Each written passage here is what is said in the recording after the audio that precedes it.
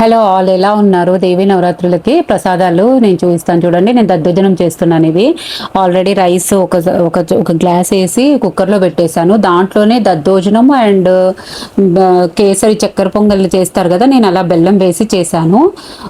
ఇది వచ్చేసేసి రైస్ పెసరపప్పు ఆల్రెడీ నేను కుక్కర్లో పెట్టి ఉడికిచ్చింది. కొంచెం అలా ఇలా అంటే దద్దోజనంకి కొంచెం తీసి ఇలా దాంట్లోనే బెల్లం వేసేసాను చూడండి. బెల్లం వేసేసుకుంటే మనకేంటంటే ప్రసాదాలు తొందరగా ఈజీగా అయిపోతాయండి. మంచిగా ఒక కుక్కర్లోనే రైస్ కొంచెం పెసరపప్పు వేసేసుకుంటే అలా అయిపోతే. ఇది వచ్చేసి ఇలాచీ అండి, బెల్లం తురుముకొని వేసేసాను. అది ఇలాచీ కొట్టేసాను. ఇది వచ్చేసేసి నెయ్యి వేసేసి జీడిపప్పు వేసాను. కొంచెం నెయ్యి వేస్తే ఏంటంటే కొంచెం బెల్లం కూడా కరిగిద్ది మంచిగా. మనకి చక్కెర పొంగల్ మాదిరిగా ఇది బెల్లం పొంగల్ లాగా పొడి పొడిగా అవుతుంది మనకి. మన మన ఇటు మన సైడ్ వాళ్ళు ఏంటంటే బెల్లం అన్నం అంటాం, తెలంగాణ సైడ్ బెల్లం అంటాం. అటేమో చక్కెర వేస్తే చక్కెర పొంగల్, బెల్లం వేసుకున్నాం బెల్లం పొంగల్ అన్నట్టు. చూడండి ఇలాచీ కూడా వేసాం. ఇలాచీ వేస్తే ఏంటంటే మంచిగా ఇంకా నైవేద్యానికి ఇంకా బాగా బాగుంటుంది. ఇవంతా కూడా నవరాత్రి స్పెషల్ అండి. ఎలా జరుపుకుంటున్నారు మీరు నవరాత్రులు ఈ 9 days? నాకైతే చాలా మంచి పాజిటివ్ వైబ్స్ అనిపిస్తుందండి. బాగా చక్కగా చేసుకుంటున్నాను. ఈసారి మాత్రం చాలా బాగా చేసుకుంటున్నానండి. ఎన్ని బాధలున్నా అన్ని పక్కన పెట్టేసి అమ్మవారి సేవలో ఉంటే మనకంతా మంచి జరుగుతుంది. అందరూ బాగుండాలి, అందులో నేను ఉండాలండి. మనం కొంచెం ఎప్పుడైనా డివోషనల్గా కూడా కొన్ని ఆలోచిస్తుంటే మనకు కొన్ని బాధలన్నీ కూడా తగ్గుతాయండి. మెయిన్గా నేను ఈరోజు వచ్చేసి అన్నపూర్ణాదేవి అవతారం అని నేను కొన్ని ప్రసాదాలు చేశాను. ఏంటంటే అల్లం వేసి గారెలు చేశాను అండ్ దద్దోజనం చేశాను. ఇలా బెల్లం వేసి పొంగల్లాగా చేశాను. ఇంకొంచెం గిన్నెలో ఇప్పుడు దద్దోజనానికి తిరుమాత పెట్టుకుంటున్నాను. వచ్చేసేసి ఫస్టే నేను అది మన పెరుగు కలిపేసి పెట్టేసుకున్నాను. కొంచెం లైట్గా ఉప్పు వేసేసి రైస్లో.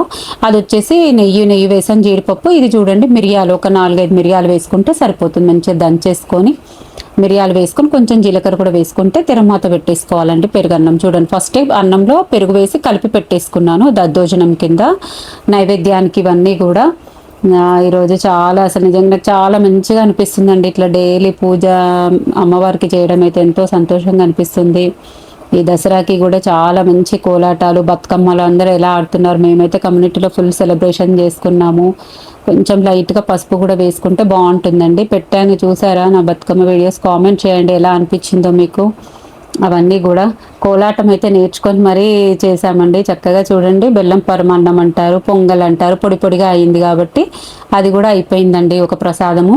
ఇలా ఒకసారి అన్నం రైస్ పెట్టేసేసుకుంటే నేనైతే 2 ప్రసాదాలు చేసేసుకుంటాను. మనకు తక్కువ టైంలో త్వరగా కూడా అయిపోతుంది మంచిగా ప్రసాదాలు. ఎక్కువ క్వాంటిటీ అంటే విడివిడిగా చేసుకున్నా సరే, కొంచెం తక్కువ క్వాంటిటీలో చేసుకున్నప్పుడు నేను ఒకటేసారి రైస్ పెట్టేస్తాను. అయిపోయిందండి, తిరుమతి వేసేసాను. ఇది కూడా ఇంకా వచ్చేసి నెక్స్ట్ అల్లం గారెలు చేసుకున్నాను. అమ్మవారికి బాగా ఇష్టం అనేసి అల్లం గారెలు అలాగా నైవేద్యానికి పెట్టేశాను. చూడండి ఏమి వేయలేదండి, ఉల్లిపాయ వేయలేదు, ఓన్లీ అల్లము, ఉప్పు, కొంచెం పచ్చిమిరపకాయలు వేసేసి ఇంకా బాగా కలిపేసేసాను. అట్లా కలిపేసుకొని మంచిగా ఆయిల్లో చిల్లులు లేకుండా వేసాను. జస్ట్ మొత్తం గారెలన్నీ కూడా అలా వచ్చేసాయి.